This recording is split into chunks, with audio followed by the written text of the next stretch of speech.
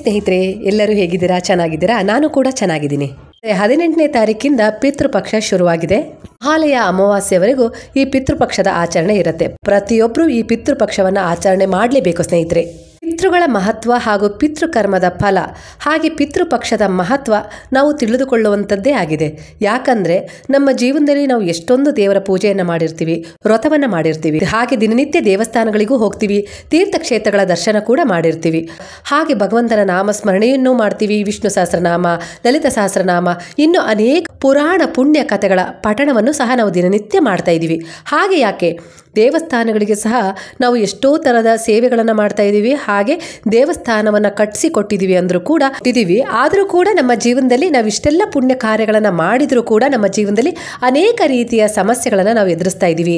ಮನೆಯಲ್ಲಿ ನೆಮ್ಮದಿ ಇಲ್ಲ, ಸಂಸಾರದಲ್ಲಿ ಸುಖ ಶಾಂತಿಯೇ ಇಲ್ಲ, ಕುಟುಂಬದಲ್ಲಿ ಬಾಂಧವ್ಯ ಇಲ್ಲ. ಏನು ಅಂದರೆ ಏನು ಅಂತ ಗೊತ್ತಾಗ್ತಾ ಇಲ್ಲ. ಜೀವನದಲ್ಲಿ ನಾನು ಎಷ್ಟೇ ಪ್ರಯತ್ನ ಪಟ್ಟರೂ ಏಳಿಗೆಯನ್ನು ಹೊಂದಲಿಕ್ಕೆ ಆಗ್ತಾನೆ ಇಲ್ಲ. ವ್ಯಾಪಾರ ಮಾಡ್ತಾ ಇದ್ದೀನಿ, ಆದರೆ ವ್ಯಾಪಾರದಲ್ಲಿ ಲಾಭವಿಲ್ಲ, ಕೇವಲ ನಷ್ಟವನ್ನೇ ತೋರಿಸ್ತಾ ಇದೆ.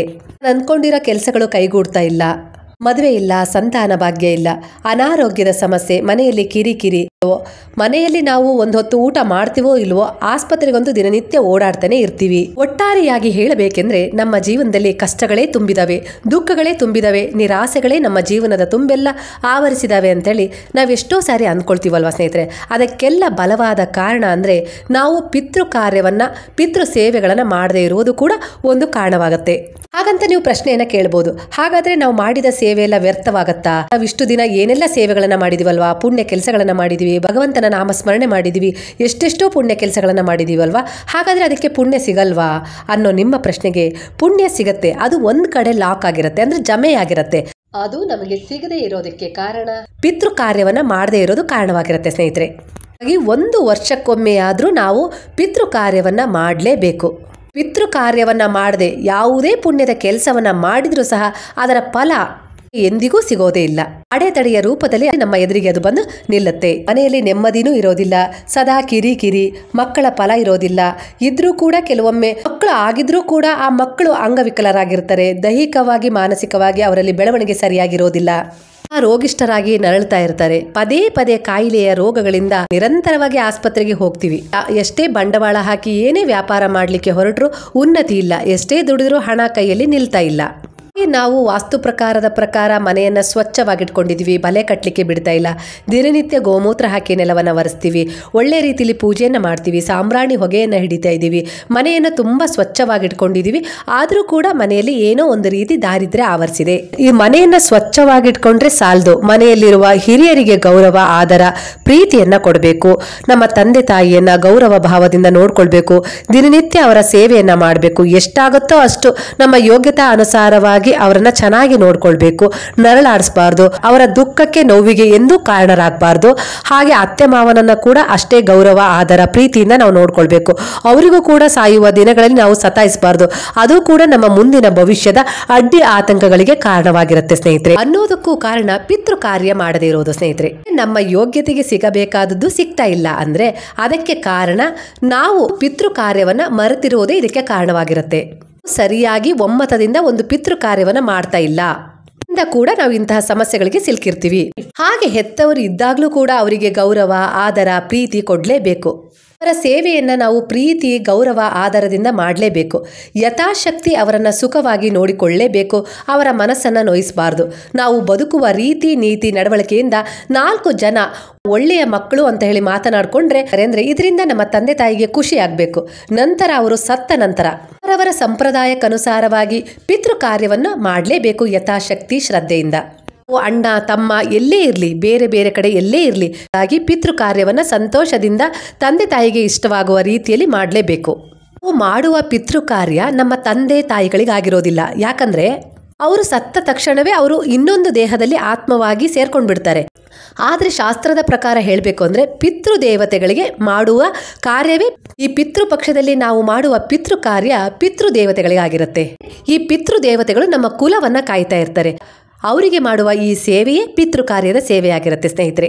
ಈಗ ಕೆಲವರು ಅನ್ಕೊಳ್ತಾರಲ್ಲ, ಸತ್ತ ನಂತರ ತಕ್ಷಣವೇ ಅವರು ಬೇರೊಂದು ಜನ್ಮದಲ್ಲಿ ಹುಡ್ತಾರೆ ಅಂದ್ರೆ ನಾವು ಪಿತೃ ಕಾರ್ಯ ಯಾಕೆ ಮಾಡಬೇಕು ಅನ್ನೋರಿಗೆ ಇದು ಉತ್ತರವಾಗಿದೆ ಸ್ನೇಹಿತರೆ. ಅಂದ್ರೆ ನಾವು ಮಾಡೋದು ನಮ್ಮ ತಂದೆ ತಾಯಿಗಳ ಹೆಸರನ್ನ ಹೇಳಿ ಮಾಡ್ತೀವಿ, ಇಲ್ಲ ಅಂತಲ್ಲ. ಸತ್ತವರ ಹೆಸರಲ್ಲಿ ನಾವು ಪಿತೃ ಕಾರ್ಯವನ್ನ ನಡೆಸ್ತೀವಿ. ಅದಕ್ಕೂ ಸಹ ಪುರಾಣದಲ್ಲಿ ವಿಶೇಷವಾದ ಒಂದು ಸ್ಥಾನಮಾನ, ಅದ್ರ ಬಗ್ಗೆ ಒಂದು ವಿವರಣೆ ಇದೆ. ಅದನ್ನ ಮುಂದೆ ಯಾವಾಗಲಾದ್ರೂ ನಾನು ಅದ್ರ ಬಗ್ಗೆ ಸಂಕ್ಷಿಪ್ತವಾಗಿ ಹೇಳ್ತೀನಿ ಸ್ನೇಹಿತರೆ. ಹಾಗೆ ಕೆಲವರು ಪಿತೃ ಕಾರ್ಯವನ್ನು ಅವರವರಿಗೆ ಸಂಬಂಧಿಸಿದ ಸಂದರ್ಭದಲ್ಲಿ ಅವರವರಿಗೆ ಸಂಬಂಧಪಟ್ಟವರ ಜೊತೆ ಸೇರಿ ಯಾವಾಗಲಾದ್ರೂ ಮಾಡ್ತಾನೆ ಇರ್ತಾರೆ. ಆದರೆ ಪಿತೃಪಕ್ಷದಲ್ಲಿ ಮಹಾಲಯ ಅಮಾವಾಸ್ಯೆಯ ದಿನ ನಾವು ಪಿತೃ ಕಾರ್ಯವನ್ನು ಮಾಡಿದರೆ ಅತ್ಯಂತ ಶ್ರೇಷ್ಠ ಫಲವನ್ನು ತಂದುಕೊಡುತ್ತೆ. ಯಾಕಂದ್ರೆ ಈ 15 ದಿನಗಳು ವರ್ಷಕ್ಕೆ ಒಮ್ಮೆ ಬರುವ ಈ ಪಿತೃಪಕ್ಷದಲ್ಲಿ ಈ 15 ದಿನಗಳಲ್ಲಿ ಆ ಭಗವಂತ ಒಂದು ಮಧ್ಯ ಲೋಕಕ್ಕೆ ಈ ಪಿತೃ ದೇವತೆಗಳನ್ನ ಕಳಿಸಿರ್ತಾರಂತೆ. ನೀವು ಹೋಗಿ ನಿಮ್ಮ ಕುಲದವರು ಮಾಡುವ ಈ ಸೇವೆಯನ್ನು ಸ್ವೀಕರಿಸಿ ಬನ್ರಿ ಅಂತ ಹೇಳಿ. ಹಾಗೆ ನಾವು ಈ ಪಿತೃಪಕ್ಷದಲ್ಲಿ ಪಿತೃ ಕಾರ್ಯವನ್ನ ಮಾಡಲೇಬೇಕು. ಹಾಗೆ ಈ ಪಿತೃ ಕಾರ್ಯವನ್ನ ಕೆಲವರು ಅವರದ್ದೇ ಆದ ರೀತಿಯಲ್ಲಿ ಸಂಪ್ರದಾಯದಂತೆ ಅವರವರ ಆಚರಣೆಗೆ ತಕ್ಕ ಹಾಗೆ ಪದ್ಧತಿಯ ಅನುಸಾರವಾಗಿ ಆಚರಣೆ ಮಾಡ್ತಾರೆ. ಆದರೆ ಪಿತೃ ಕಾರ್ಯವನ್ನ ಮಾಡುವ ಪದ್ಧತಿ ಇಲ್ಲ ಅಂತ ಹೇಳಿ ಯಾರೂ ಕೂಡ ಅಲ್ಲಗಳೆಯಬಾರದು. ಇದನ್ನ ಮೂಢನಂಬಿಕೆ ಅಂತೇಳಿ ಮೂಲೆ ಗುಂಪಂತೂ ಮಾಡಲೇಬಾರದು. ನಾವು ಪಿತೃ ಕಾರ್ಯವನ್ನ ಮಾಡಬೇಕಾದ್ರೆ ನಮ್ಮ ಪೂರ್ವಜರು ಹಿರಿಯರು ಯಾರಾದರೂ ಇರ್ತಾರಲ್ವಾ, ಹಾಗಾಗಿ ನಾವು ಅವರನ್ನ ವಿಚಾರ ಮಾಡಿ ಹೇಗೆ ಮಾಡಬೇಕು, ಯಾಕೆ ಮಾಡಬೇಕು, ಎಷ್ಟು ವರ್ಷಗಳಿಂದ ಮಾಡ್ತಾ ಇದ್ವಿ, ಎಷ್ಟು ವರ್ಷಗಳಲ್ಲಿ ನಾವು ಬಿಟ್ಟಿದ್ದೀವಿ, ಎಲ್ಲವನ್ನ ಚರ್ಚೆ ಮಾಡಿ ಒಂದು ತೀರ್ಮಾನಕ್ಕೆ ಬಂದು ಎಲ್ಲರೂ ಸೇರಿ ಪಿತೃಪಕ್ಷದ ಆಚರಣೆಯನ್ನ ಶುರು ಮಾಡಲೇಬೇಕು. ಇದನ್ನ ಮಾಡಿದ್ರೇನೆ ನಮ್ಮ ಜೀವನದಲ್ಲಿ ನಾವು ಏನೆಲ್ಲ ಪಡಿಬೇಕು ಅಂತ ಹೇಳಿ ಹಂಬಲಿಸ್ತಾ ಇರ್ತೀವಲ್ವಾ, ಅದಕ್ಕೆಲ್ಲ ಅಡೆತಡೆಗಳು ಈ ಪಿತೃಗಳ ದೋಷದಿಂದ ಆಗಿರುತ್ತೆ ಸ್ನೇಹಿತರೆ. ಆ ದೋಷ ನಿವಾರಣೆ ಆಗದ ಹೊರತು ನಮ್ಮ ಜೀವನದಲ್ಲಿ ನಾವೇನೆಲ್ಲ ಪುಣ್ಯ ಗಳಿಸಿರ್ತೀವಲ್ವಾ ಅದರ ಫಲ ನಮಗೆ ಸಿಗೋದಿಲ್ಲ. ಇದೇ ಅಡ್ಡಿ ಆತಂಕ ನಮಗೆ ಪುಣ್ಯದ ಫಲ ಬಂದು ಸಿಗಲಿಕ್ಕೆ ಅಡ್ಡ ಮಾಡ್ತಾ ಇರತ್ತೆ. ಅಂದರೆ ನಾವು ಜೀವನದಲ್ಲಿ ತುಂಬ ಒಳ್ಳೆ ಕೆಲಸಗಳನ್ನು ಮಾಡಿದ್ದೀವಿ, ಪೂಜೆಗಳನ್ನು ಮಾಡಿದ್ದೀವಿ, ವ್ರತಗಳನ್ನು ಮಾಡಿದ್ದೀವಿ, ಆದರೂ ಕೂಡ ನಮಗೆ ಮಕ್ಕಳಾಗ್ತಾ ಇಲ್ಲ, ಒಳ್ಳೇದಾಗ್ತಾ ಇಲ್ಲ, ಯಾವುದೊಂದು ಕೆಲಸದಲ್ಲಿ ಉನ್ನತಿ ಸಿಗ್ತಾ ಇಲ್ಲ ಅನ್ನೋದಕ್ಕೆ ಬಲವಾದ ಕಾರಣ ಈ ಪಿತೃಪಕ್ಷದ ಆಚರಣೆಯನ್ನು ಮಾಡದೇ ಇರೋದು ಕೂಡ ಕಾರಣವಾಗಿರುತ್ತೆ. ಯಾಕಂದರೆ ನಾವು ಇಷ್ಟು ದಿನ ಒಂದು ಒಳ್ಳೆಯ ಉದ್ದೇಶದ ಕರ್ಮವನ್ನು ಮಾಡಿರ್ತೀವಲ್ವಾ, ಪುಣ್ಯವನ್ನು ಸಂಗ್ರಹಣೆ ಮಾಡಿರ್ತೀವಲ್ವಾ, ಅದು ಒಂದ್ ಕಡೆ ಜಮೆ ಆಗಿರುತ್ತೆ, ಇಲ್ಲ ಅಂತಲ್ಲ. ನಾವು ಕೆಲವೊಮ್ಮೆ ಈ ಪಿತೃಪಕ್ಷದ ಆಚರಣೆಯನ್ನ ಮಾಡದಿದ್ದಾಗ ಪಿತೃದೋಷದ ಕಾರಣ ನಮಗೆ ಆ ಪುಣ್ಯದ ಫಲ ಸಿಗ್ಲಿಕ್ಕೆ ಅಡ್ಡಿ ಆತಂಕಗಳು ಉಂಟಾಗಿರ್ತವೆ ಸ್ನೇಹಿತರೆ. ಹಾಗಾಗಿ ನಾವು ಕೆಲವೊಮ್ಮೆ ಬೇರೆ ದೇಶಗಳಲ್ಲಿ ಇರ್ತೀವಿ, ಬೇರೆ ಊರುಗಳಲ್ಲಿ ಇರ್ತೀವಿ, ಇಲ್ಲ ನಾವೀಗೆಲ್ಲ ದೂರ ಆಗ್ಬಿಟ್ಟಿದೀವಿ, ಯಾರ್ಯಾರು ಎಲ್ಲೆಲ್ಲಿದ್ದಾರೆ ಅಂತ ಹೇಳಿ ನಮಗೆ ಗೊತ್ತಿಲ್ಲ ಅಂತ ಹೇಳಿ ಅನ್ನೋರು ತುಂಬಾ ಜನ ಇದ್ದಾರೆ ಅಲ್ವಾ. ನಾವೇ ಅನಾಥರಾಗಿದ್ದೀವಿ, ನಾವು ಪಿತೃಪಕ್ಷದ ಆಚರಣೆಯನ್ನ ಮಾಡ್ಬೋದಾ ಅಂತ ಕೇಳೋರು ಇದ್ದಾರೆ ಸ್ನೇಹಿತರೆ. ಎಲ್ಲರೂ ಮಾಡ್ಬೋದು. ನಾವು ಈ ಭೂಮಿಗೆ ಬಂದಿದ್ದೀವಿ ಅಂದ್ರೆ ನಾವು ಅನಾಥರಾಗಿ ಬಂದಿದ್ರು ಕೂಡ ನಮ್ಮ ಜನ್ಮಕ್ಕೆ ಒಬ್ರು ಕಾರಣರಾಗೇ ಇರ್ತಾರೆ ಸ್ನೇಹಿತರೆ. ಬದುಕಿದಾರೋ ಸತ್ತಿದಾರೋ ನಮ್ಗೆ ಗೊತ್ತಿಲ್ಲ, ಆದ್ರೆ ನಾವಂತೂ ಅನಾಥರಾಗಿದ್ದೀವಿ ಅಂತ ಅಂದಮೇಲೆ ಈಗ ವಯಸ್ಸಿಗೆ ಬಂದಿದ್ದೀವಿ, ನಮಗೆ ಅಂತ ಹೇಳಿ ಒಂದು ಕುಟುಂಬ ಆಗಿದೆ, ಅನಾಥರಾದರೂ ಕೂಡ ನಾವು ನಮ್ಮದೇ ಒಂದು ಸ್ವಂತ ಪರಿಶ್ರಮದಿಂದ ವಯಸ್ಸಿಗೆ ಬಂದಿದ್ದೀವಿ, ಮದುವೆ ಕೂಡ ಮಾಡ್ಕೊಂಡಿದ್ದೀವಿ, ನಮಗೆ ಹಿರಿಯರಿಲ್ಲ ಅಂತೇಳಿ ಕೊರಗೋ ಅವಶ್ಯಕತೆ ಇಲ್ಲ. ನೀವು ಕೂಡ ನಿಮ್ಮ ಪಿತೃಗಳನ್ನು ನೆನಪು ಮಾಡಿಕೊಂಡು ಪಿತೃಪಕ್ಷವನ್ನು ಆಚರಣೆ ಮಾಡಬಹುದು. ಅದಕ್ಕೆ ಸರಳವಾದ 3 ಮಾರ್ಗಗಳನ್ನು ನಾನಿಲ್ಲಿ ತಿಳಿಸ್ತಾ ಇದ್ದೀನಿ ಇವತ್ತು.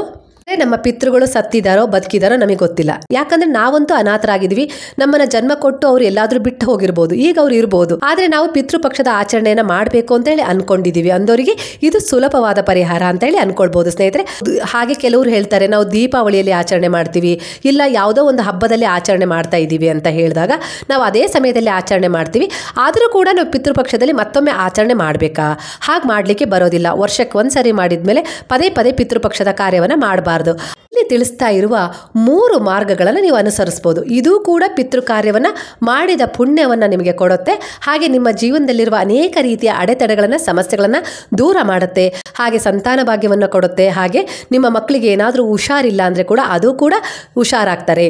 ಎಲ್ಲದಕ್ಕೂ ಋಣಬಾಧೆ ಅನ್ನೋದು ನಮ್ಮನ್ನ ಬಾಧಿಸ್ತಾ ಇರುತ್ತೆ. ಹಾಗಾಗಿ ಕೆಲವೊಮ್ಮೆ ನಮ್ಮ ಜೀವನದಲ್ಲಿ ನಮಗೆ ಉನ್ನತಿನೇ ಸಿಗ್ತಾ ಇರೋದಿಲ್ಲ, ಒಳ್ಳೆಯದು ಆಗ್ತಾನೆ ಇರೋದಿಲ್ಲ. ಹಾಗೆ ಮನೆಯಲ್ಲಿ ಪದೇ ಪದೇ ಅನಾರೋಗ್ಯದ ಸಮಸ್ಯೆಯನ್ನು ಎದುರಿಸ್ತಾ ಇರ್ತೀವಿ, ಕೆಲವೊಮ್ಮೆ ದಾರಿದ್ರ್ಯದ ಸಮಸ್ಯೆಯನ್ನು ಎದುರಿಸ್ತಾ ಇರ್ತೀವಿ. ಕೆಲವೊಮ್ಮೆ ಎಲ್ಲಾ ಮನೆಯಲ್ಲಿ ಇದ್ರೂ ಕೂಡ ಜೀವನದಲ್ಲಿ ನಮಗೆ ನೆಮ್ಮದಿನೂ ಇರೋದಿಲ್ಲ. ಆ ರೀತಿನೂ ಕೂಡ ಕೆಲವೊಂದ್ಸರಿ ನಮಗೆ ಅನುಭವ ಆಗ್ತಾ ಇರುತ್ತೆ. ಇದಕ್ಕೆಲ್ಲ ಕಾರಣ ಪಿತೃಪಕ್ಷದ ಆಚರಣೆಯನ್ನು ಮಾಡದೇ ಇರೋದು ಸ್ನೇಹಿತರೆ.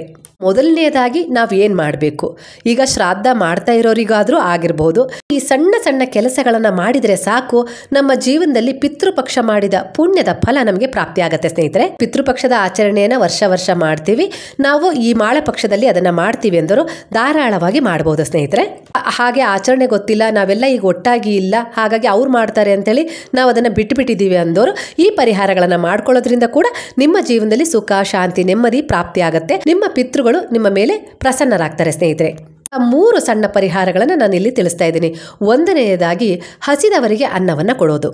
ಅಂದರೆ ಈಗ ಪುಣ್ಯವನ್ನು ಸಂಪಾದನೆ ಮಾಡಲಿಕ್ಕೋಸ್ಕರ ದಿನನಿತ್ಯ ನಮ್ಮ ಕೈಲಾದಷ್ಟು ನಿರ್ಗತಿಕರಿಗೆ ನಾವು ಅನ್ನದಾನವನ್ನು ಮಾಡ್ತಾ ಇದ್ದೀವಿ. ಇದು ಸೇವೆ ಅಲ್ವಾ? ಹಾಗಾದರೆ ಅಂದರೆ ಖಂಡಿತ ಅದು ಸೇವೆನೇ. ನಾವು ಈ ಪಿತೃಪಕ್ಷದಲ್ಲಿ ಅನ್ನದಾನದ ಸೇವೆಯನ್ನು ಜ್ಞಾನಿಗಳಿಗೆ, ಅಂದರೆ ಗುರುಗಳಿಗೆ, ಸಾಧು ಸಂತರಿಗೆ, ಅಂದರೆ ಯೋಗ್ಯ ಪಾತ್ರರಿಗೆ ಮಾಡಬೇಕು ಅನ್ನತ್ತೆ ಶಾಸ್ತ್ರ. ಹೇಗಪ್ಪ ಅಂದರೆ ಅವರು ಎಷ್ಟು ಸದ್ವಿಚಾರರಾಗಿರಬೇಕು, ಸದ್ಗುಣವಂತರಾಗಿರಬೇಕು ಅಂದರೆ ಅವರಿಂದ ನಾವು ಒಂದು ಆಶೀರ್ವಾದವನ್ನು ಪಡ್ಕೊಂಡ್ವಿ ಅಂದರೆ ಅವರ ಆಶೀರ್ವಾದದ ಫಲ ನಮಗೆ ಸಿಗಬೇಕು. ಅಷ್ಟೊಂದು ನಿರ್ಮಲ ಮನಸ್ಸಿನ ಸಾಧು ಸಂತರಾಗಿರಬೇಕು. ಅಂತಹವರಿಗೆ ನಾವು ಅನ್ನದಾನವನ್ನು ಮಾಡಬೇಕು ಅಂತಲ್ಲ. ಆದರೆ ಎಲೆಮರೆಕಾಯಿಯಂತೆ ಇಂಥ ಜನ ಇಂದಿಗೂ ಕೂಡ ಇದ್ದಾರೆ. ಅಂದರೆ ಯಾರಲ್ಲೂ ಕೂಡ ಫಲಾಪೇಕ್ಷೆಯನ್ನು ಹೊಂದದೆ ಉದ್ಧಾರಕ್ಕಾಗಿ ಎಲ್ಲೋ ಒಂದು ಮೂಲೆಯಲ್ಲಿ ತಪಸ್ಸನ್ನು ಆಚರಿಸ್ಕೊಂಡು, ಇಲ್ಲ ಯಾರಿಗೋ ಸಹಾಯ ಮಾಡ್ತಾ ಗುರುಗಳಾಗಿ, ಸನ್ಯಾಸಿಗಳಾಗಿ, ಸಾಧು ಸಂತರಾಗಿ ಜೀವನವನ್ನು ನಡೆಸ್ತಾ ಇದ್ದಾರೆ ಸ್ನೇಹಿತರೆ. ಅಂಥವರನ್ನು ಗುರುತಿಸಿ ಒಳ್ಳೆಯ ಸತ್ಕಾರ್ಯವನ್ನು ಮಾಡ್ತಾ ಇದ್ದಾರೆ, ಪುಣ್ಯದ ಸೇವೆಯನ್ನು ಮಾಡ್ತಾ ಇದ್ದಾರೆ. ಯಾವುದಾದ್ರೂ ದೇವಸ್ಥಾನದಲ್ಲಿ ಅವ್ರು ಇದ್ದಾರೆ, ಆದರೆ ನಾನಿದ್ದೀನಿ ಅಂತ ಹೇಳಿ ಅವ್ರು ಯಾವತ್ತೂ ಹೇಳ್ಕೊಂಡಿಲ್ಲ ನನ್ನಿಂದ ಎಲ್ಲ ಸಾಧ್ಯ, ನನ್ನ ಆಶೀರ್ವಾದ ಪಡ್ಕೊಂಡ್ರೆ ನಿಮಗೆ ಒಳ್ಳೆಯದಾಗತ್ತೆ ಅಂತೇಳಿ ಅವ್ರು ಎಲ್ಲೂ ಹೇಳ್ಕೊಂಡೂ ಇಲ್ಲ. ಅವರು ಹೇಳ್ಕೊಳ್ಳದೇನೆ ಭಗವಂತನ ಸೇವೆಯನ್ನು ಮಾಡಿ ಸಿದ್ಧಿಯನ್ನು ಪಡ್ಕೊಂಡಿರ್ತಾರಲ್ಲ, ಅಂಥವರಿಗೆ ನಾವು ಅನ್ನದಾನವನ್ನು ಮಾಡಿದರೆ, ಸಹಾಯವನ್ನು ಮಾಡಿದರೆ ಅದು ದಾನ ಅಂತೇಳಿ ಅನಿಸ್ಕೊಳ್ಳುತ್ತೆ. ನಾವೇನು ದಿನನಿತ್ಯ ನಿರ್ಗತಿಗರಿಗೆ ಸಹಾಯ ಮಾಡ್ತೀವಲ್ವಾ, ಊಟ ಇಲ್ದವರಿಗೆ ಊಟ ಕೊಡ್ತೀವಿ, ಬಟ್ಟೆ ಇಲ್ದವರಿಗೆ ಬಟ್ಟೆ ಕೊಡ್ತೀವಿ, ಈ ಥರ ಎಲ್ಲ ನಾವು ಸೇವೆಯನ್ನು ಮಾಡ್ತೀವಲ್ವಾ, ಅದು ದಯೆಯ ಪ್ರತಿರೂಪವಾಗಿದೆ. ನಮ್ಮಲ್ಲಿ ದಯೆ ಹುಟ್ಟುತ್ತಾ ಇರೋದಕ್ಕೆ ಅದು ಒಂದು ಬಲವಾದ ಸೂಚನೆಯಾಗಿದೆ. ದಯೆ ಅಂತ ಹೇಳಿ ಅನಿಸ್ಕೊಳ್ಳುತ್ತೆ. ಈ ಪಿತೃಪಕ್ಷದಲ್ಲಿ ನಾವು ಸತ್ಪಾತ್ರರಿಗೆ ಮಾಡುವ ಅನ್ನದಾನದ ಒಂದು ಸಮರ್ಪಣಾ ಭಾವ ಅದು ದಾನ ಅಂತ ಹೇಳಿ ಅನ್ಸ್ಕೊಳ್ಳುತ್ತೆ ಸ್ನೇಹಿತರೆ. ಅಂದ್ರೆ ಇದರ ಅರ್ಥ ಏನಪ್ಪಾ ಅಂದ್ರೆ ಯೋಗ್ಯರಿಗೆ ಅನ್ನದಾನವನ್ನ ಮಾಡಬೇಕು ಈ ಪಿತೃಪಕ್ಷದಲ್ಲಿ ಅನ್ನತ್ತೆ.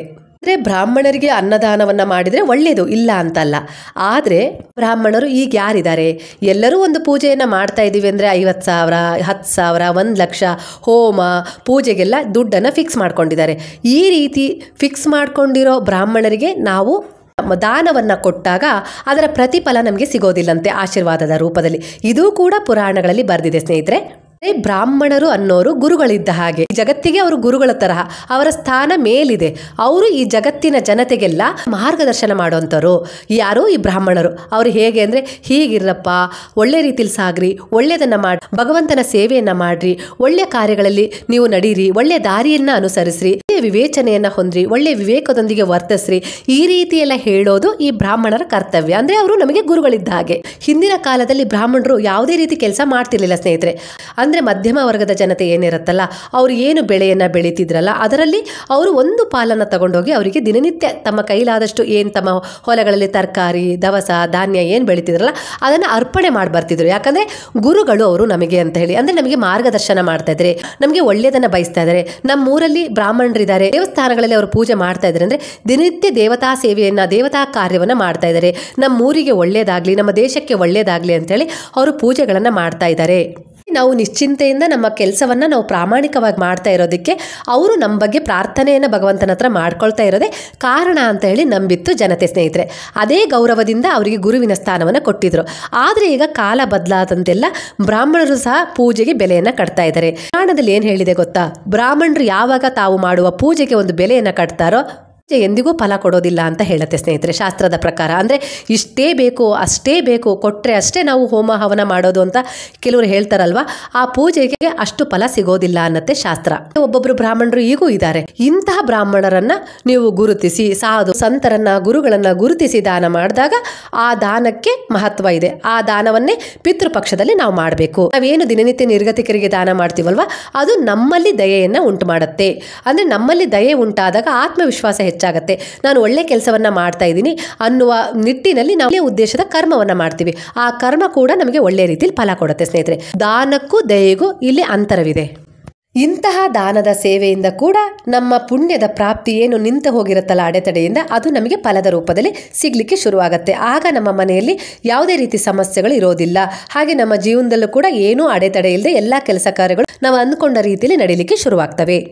ಎರಡನೆಯದಾಗಿ ಏನು ಪರಿಹಾರ ಮಾಡ್ಕೊಳ್ಬೇಕು ಅಂದರೆ, ಅನಾಥ ಮಕ್ಕಳಿಗೆ ಅನ್ನದಾನ, ಪುಸ್ತಕ, ಬಟ್ಟೆ, ಎಣ್ಣೆಯನ್ನು ಕೊಡಿಸ್ಬೇಕು ಸ್ನೇಹಿತರೆ. ಆ 1 ವರ್ಷಕ್ಕೆ ಬೇಕಾಗುವಷ್ಟು ಅವರ ಯೋಗಕ್ಷೇಮವನ್ನು ನೀವು ನೋಡ್ಕೊಳ್ಬೇಕು.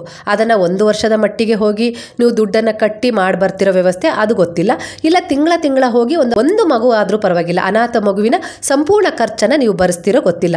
ಈ ರೀತಿ ಮಾಡಿದಾಗ ಕೂಡ ಪಿತೃ ಕಾರ್ಯವನ್ನು ಮಾಡಿದಷ್ಟೇ ಪುಣ್ಯ ಫಲ ಪ್ರಾಪ್ತಿಯಾಗತ್ತೆ. ಅಂದ್ರೆ ಯಾರಿಗೆಲ್ಲ ಪಿತೃ ಕಾರ್ಯವನ್ನ ಮಾಡ್ಲಿಕ್ಕೆ ಆಗ್ತಾ ಇಲ್ಲ, ದೂರ ಊರಲ್ಲಿದ್ದೀವಿ, ಇಲ್ಲ ನಾವೀಗ ಯಾರು ಒಟ್ಟಾಗಿಲ್ಲ, ಹಾಗಾಗಿ ಅವರೆಲ್ಲ ಬೇರೆ ಮಾಡ್ತಾರೆ, ನಾವು ಆ ಆಚರಣೆಗೆ ಹೋಗಲ್ಲ ಅನ್ನೋರು ಇದಿರಲ್ಲ, ಅವರು ಈ ಪರಿಹಾರವನ್ನ ಮಾಡಿಕೊಂಡ್ರೆ ನಿಮಗೆ ಪಿತೃದೋಷ ಉಂಟಾಗೋದಿಲ್ಲ, ನಿಮ್ಮ ಎಲ್ಲ ಸಮಸ್ಯೆಗಳಿಗೆ ಪರಿಹಾರ ಸಿಗತ್ತೆ. ಈ ಆಚರಣೆಯನ್ನ ನೀವು 1 ವರ್ಷ ಮಾಡಿ ನೋಡಿ, ಖಂಡಿತ ನಿಮಗೆ ಅದ್ಭುತವಾದ ಪರಿಣಾಮ ಸಿಗುತ್ತೆ.